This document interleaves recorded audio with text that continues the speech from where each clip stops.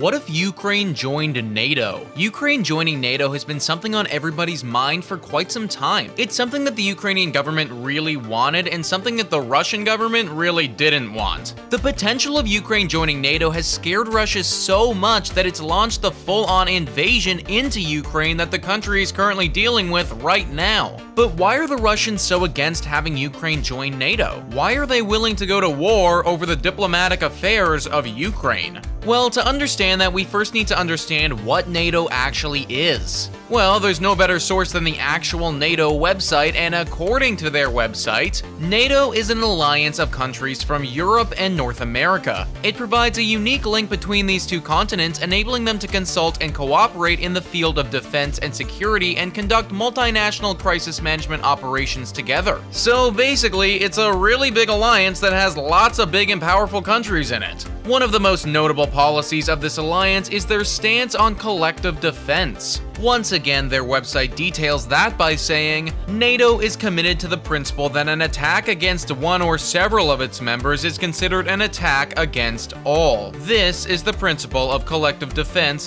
which is enshrined in Article 5 of the Washington Treaty. Only once has this policy ever been activated, and that was right after the 9/11 attacks that happened on the United States of America. To sum it up though, if one country gets attacked by a country outside of NATO, then it's as if that outside country attacked the entire alliance, which I can promise you would be very bad for that other country. It would be super bad for that other country because of how strong the NATO alliance actually is. It's comprised of 30 nations, with some of the most notable being the United States, the United Kingdom, France, Germany, Spain, and many others. Because NATO is comprised of all of these countries, the military strength of this organization is pretty much unparalleled. Rajni Dixit says, NATO has been bound by its military power since 1949, due to which today it has about 3.5 million soldiers, personnel, and civilians, etc. Because of the alliance, all the members definitely contribute one way or the other. All NATO missions are handled by the ACO under the leadership of SECURE. The Supreme Allied Commander Europe coordinates all forces. After the completion of any mission or operation, all the forces return to their respective countries. So to put that in perspective, guys, Russia has roughly 1 million active personnel available in their military, so they're clearly at a significant disadvantage when matched against the might of NATO. So that's what NATO is, but what would actually happen if Ukraine joined it? Well, if they joined it right now, the entire world would probably change. Putin, the current leader of Russia and the man that we can all point the finger at for causing the conflict currently raging in Ukraine, has made his opinions on Ukraine's potential joining of NATO very well known. Only a few weeks ago, he said in a press conference, "There will be no winners and you will find yourself drawn into this conflict against your will. You will be fulfilling Article 5 in a heartbeat even before you know it. Do you realize that if Ukraine joins NATO and decides to take Crimea back through military means, the European countries will automatically get drawn into a military conflict with Russia? Of course, NATO's united potential and that of Russia are incomparable." Okay, so that's already bad enough, but then Putin goes on to remind everybody that Russia is one of the world's leading nuclear powers and is superior to many of those countries in terms of the number of modern nuclear force components. Definitely not a harmless update there if you ask me, guys. Putin is coming out and threatening very serious military action against the major countries in NATO if Ukraine is ever allowed to become part of it. So basically, at this point, allowing Ukraine into the alliance is pretty much an act of war in Russia's eyes. Actually, not just in Russia's eyes, but also in reality. If you admit Ukraine right now as they're being attacked by Russia, then based on the policies of NATO, everybody must come to the aid of Ukraine, which effectively means that you're all fighting Russia now. NATO knows this, and it's why in all likelihood Ukraine joining NATO won't be happening anytime soon. The countries in NATO don't love this either by any means. A lot of experts think that the reason Russia invaded now is because Ukraine was inching their way closer and closer to getting admitted into the alliance. And I suppose in some ways you can understand why Putin wouldn't want them to become part of it.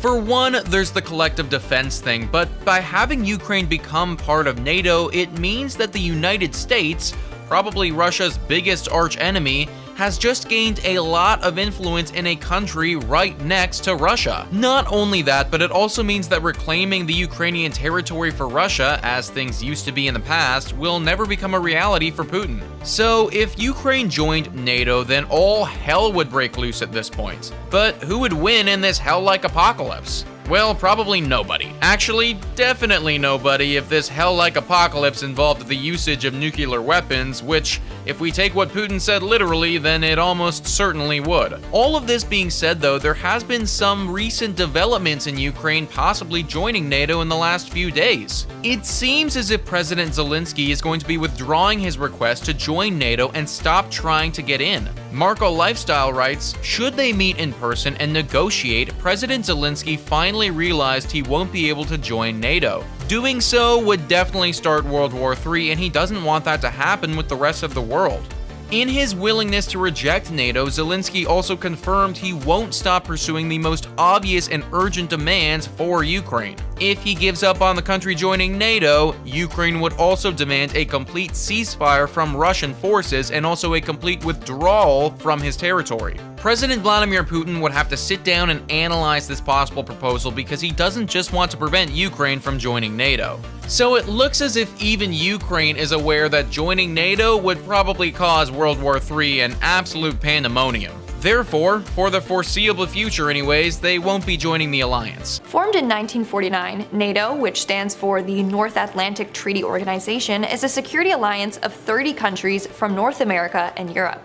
Their goal is to protect and defend NATO's territory and populations. It states that an attack on one shall be considered an attack on all.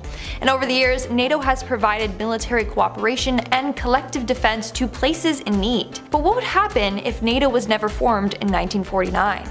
Well, that's what we're aiming to look at in today's video. First off, let's say that all of a sudden NATO was like, okay, I'm retiring, bye-bye. Well, as a result, this would decrease American military reach, its political influence, and economic advantage.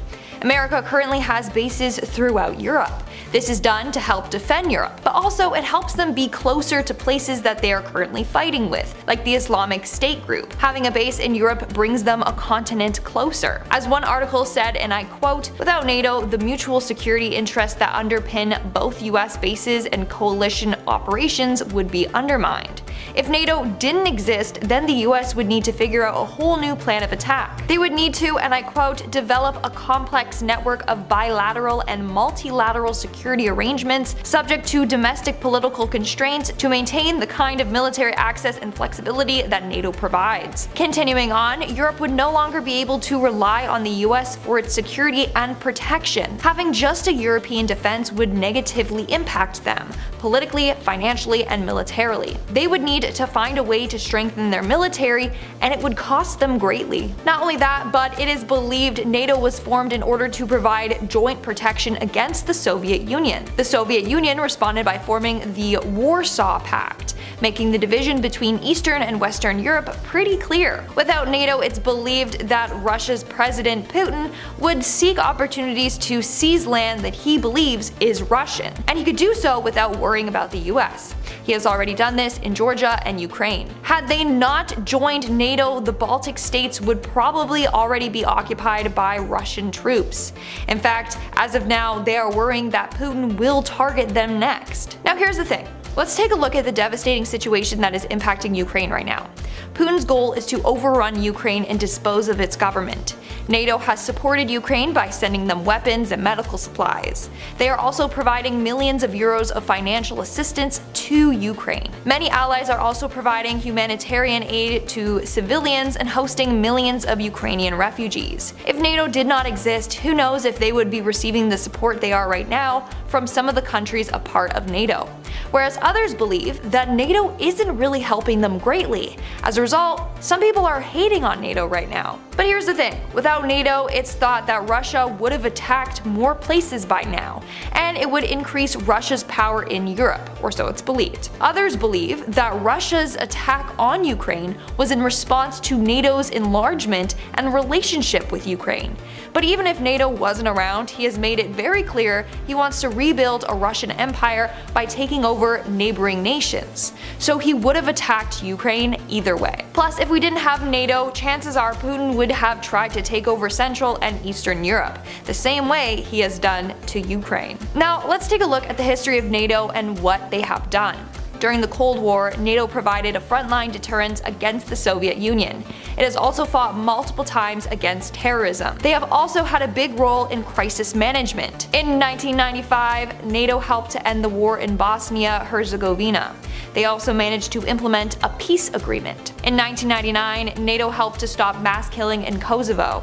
In fact, to this day, NATO troops are still there serving. In 2011, they created a UN mandate to help citizens of Libya. You got the NATO ships helping the coast of Somalia. Continuing on, since 2016, NATO has been helping the growing refugee and migrant crisis in Europe. And on several occasions, NATO has delivered relief supplies, like after Hurricane Katrina, for example, or to Pakistan after the earthquake that struck them in 2005. So on and so on. Without NATO, these places wouldn't have received the same amount of aid. What if America fought Russia in Ukraine? It's been almost a week since Russia began its unprovoked attack on Ukraine after weeks and months of buildup. All the way back in October, President Joe Biden was informed by his national security team of the grim plans Putin had to invade and start what would potentially go on to become the largest war on European soil since the Second World War, and maybe even World War III. The world has responded by placing harsh sanctions on Russia, which has severely damaged the country economically, and many countries have been sending military aid and weaponry and financial assistance to Ukraine in order to help them defend themselves.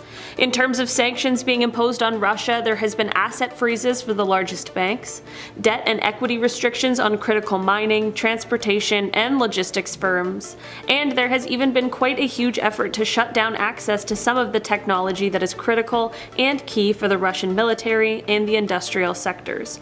Also, just a few days ago, the US, the European Commission, along with France, Germany, Italy, the United Kingdom, and Canada announced that they would be expelling certain Russian banks from SWIFT, which is the high-security network that connects thousands of financial institutions from around the world. Many world leaders have emphasized that these are not the last of the sanctions should Russia continue on its war path it's on right now. In terms of financial and military aid, the United States specifically has responded by firstly directing that $350 million through the Foreign Assistance Act be designated for Ukraine's defense. President Biden then instructed the State Department to release up to an additional $350 million worth of weapons from US stocks to Ukraine. The Pentagon has also said that weapons, including anti-armor, small arms, body armor, and various munitions, will be sent in order to support Ukraine's frontline defenders, and a State Department spokesperson said that these arms also include anti-aircraft systems, which Ukraine is said to have specifically asked for. It is said that over the past year, the United States has committed more than $1 billion in security assistance to Ukraine, and while that is great and very helpful, many people are wondering why the US hasn't sent any troops over. Firstly, despite Ukraine's desire to be, at this point in time, they are not a member of the NATO alliance. The US has deployed thousands of troops throughout Europe, both before and during this invasion, and of the some 4,000 troops that have been deployed, they've had their tour of duty extended, most likely for several weeks to come. These troops are not there to fight the Russians, however. These troops are there to help defend and support the NATO countries that lie around Ukraine. President Biden has explicitly said that they are there to support, quote, our NATO allies and reassure those allies in the East. As I made crystal clear, the United States will defend every inch of NATO territory with the full force of American power. But he has also said that US forces, quote, are not and will not be engaged in a conflict with Russia in Ukraine. This, of course, leads us to the question of what scenario would have to arise for the US to engage in this conflict with Russia directly. There has to be one, right? Ukraine borders the NATO member countries of Poland, Slovakia, Hungary, and Romania, and if Russia were to threaten any one of these countries, the United States, along with France, Germany, the UK, and the rest of the NATO alliance, would be required by Article 5 of the treaty to respond accordingly. Article 5 is what guarantees that the resources of the whole alliance can be used to protect any single member nation. The first and only time it has ever been invoked was in the aftermath of the September 11th, 2001 attacks on the US. This is what led to NATO allies joining in on the invasion of Afghanistan. It's important to look at a similar situation that has happened in the past, and that is the 1990 invasion of Kuwait by Iraq. This was a war of territorial aggression, and the next year the US and an allied coalition intervened in the war with the support of the United Nations Security Council because, of course, they were against this invasion. It's not the same situation, but it's fundamentally comparable to the one that is currently ongoing, and it makes us ask ourselves, why did the US get involved in that war but are extremely opposed to this one, especially considering how Ukrainian leaders have been pleading for Western assistance? Well, my friends, while there are quite a few things that aren't similar about this invasion and the previous one, the most important is that Saddam Hussein did not have nuclear weapons. Vladimir Putin, on the other hand, has about 6,000 of them. It's the same sort of logic that made the Cold War what it was. It's this idea of, if you're going to destroy me, I'll destroy the entire world while I go down. Russia's huge arsenal of nuclear weaponry makes intervention riskier than ever before, and it makes the situation all the more precarious. Throughout this conflict, I learned about what political scientists call the stability paradox, and it's how Putin was even able to invade in the first place. Basically, it's the idea that nuclear arms and wanting to deter using them is actually a paradox that makes regular or traditional warfare more likely. Like in this case, Putin knew that because of his nuclear capabilities, that the United States and other allies wouldn't necessarily come to Ukraine's defense directly, because intervening comes with the imminent threat of nuclear warfare, and no leader is willing to take that chance. This has given Putin the confidence to feel as though he could succeed. I mean, he even said it himself. During the very beginning of the invasion, while on TV declaring war, he declared that, quote, anyone who would consider interfering from the outside will, quote, face consequences greater than any you have faced in history. This is the most thinly veiled nuclear threat I've ever heard. The United States is extremely powerful when it comes to nuclear arms, but so is Russia. In fact, it is estimated that between the two countries alone is 90% of the world's nuclear arms. There is no guarantee that sending US troops to Ukraine would, without a doubt, result in nuclear warfare, but it is highly likely and a risk that, at the moment, the president is not willing to take. It's not an easy decision by any stretch of the imagination, because there are reasons why America and the US need to care about this war, but when your nation's safety is on the line, the stakes couldn't be higher. This war is a threat to democracy, it's a threat to the rule of law, and it's a threat to the things that the United States really stands for and has throughout its history. Moscow has no legal basis to insist any portion of Ukrainian land or territory, and if the West begins to accept Russia's claims, it undermines the sovereignty of all countries. And is this the precedent we want to set, where other nations can gain more territory through military force? It's important to remember that other countries are watching to see how everyone reacts to this conflict. I'm not suggesting that the West has just been silent and ignoring the problem, because I don't think that that's true, but it's just important for us to remember why we should care. We see these things on the news and it's easy to remove ourselves from the situation, but this war is not just about Russia and Ukraine. It will have ripple effects throughout the world. If the US were to send in troops and nuclear warfare was to ensue, there's an interesting thing that would happen, or rather, it's a terrifying thing. Both countries have second strike capabilities. This means that either side, should it receive a devastating blow, would still be able to retaliate.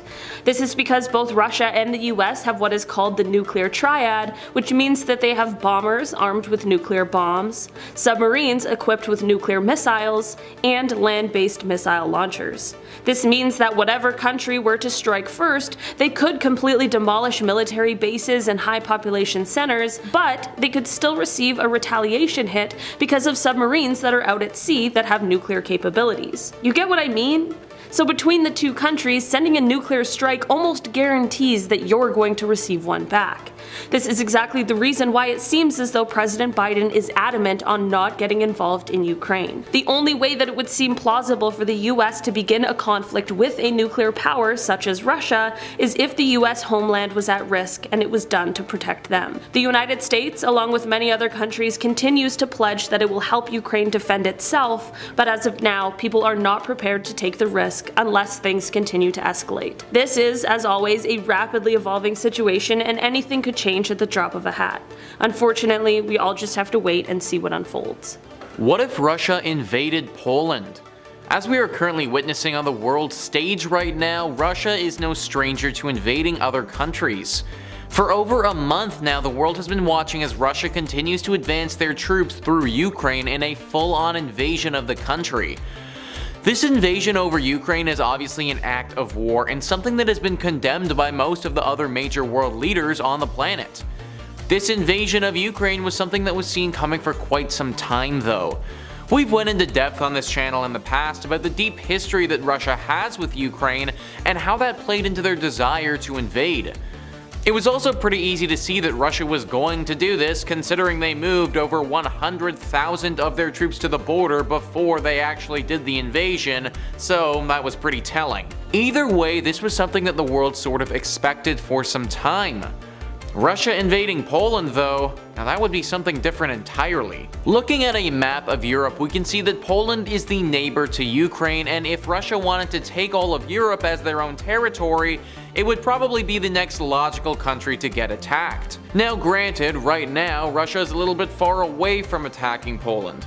Currently, if we assume that their attack on Poland would resemble the attack that they have on Ukraine with a plethora of ground troops, well, then they have an entire country still to conquer in Ukraine, and attacking Poland now would be kind of crazy. So at the very least, I can say with somewhat a surety that Poland won't be getting attacked by Russia in the super near future. But is it on the horizon, and what would actually happen if they did? iNews has a great article where they discuss the possibility of Russia invading Poland.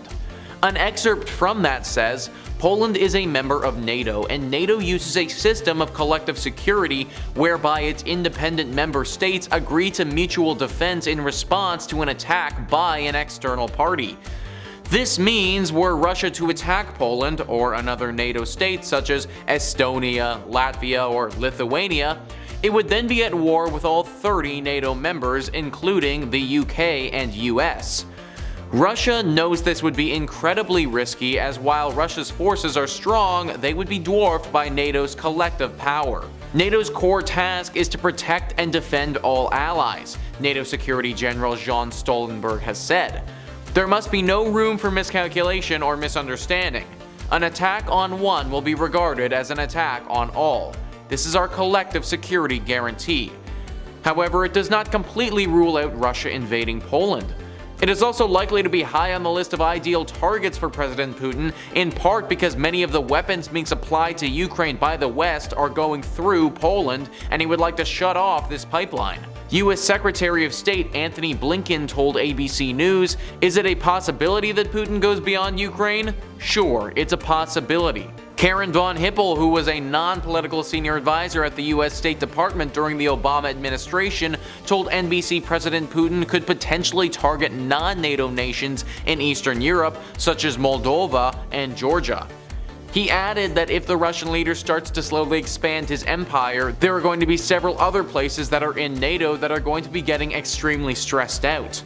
It's very unclear at this stage that anyone can convince Putin to do anything other than what he wants to do. So let's break down what all of that means. Basically, Poland is helping Ukraine out a decent amount right now in their fight with Russia. This is something that Russia doesn't like very much and might lead them to want to fight Poland. Poland, however, is also part of NATO, and therefore attacking Poland would mean incurring the wrath of all the nations that are part of NATO in some capacity.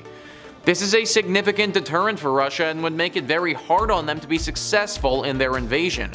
But, and maybe most importantly in all of this, Putin has an agenda that no one is fully privy to, and maybe he's okay with just going balls to the wall and taking the risk. So with that being said, even though I said earlier in the video this probably won't happen anytime soon, that inherently assumes that Putin is going to act how we expect him to act, and that may just not be how the chips fall. So what would happen if they actually went through with this? Well, it obviously depends how the invasion is launched.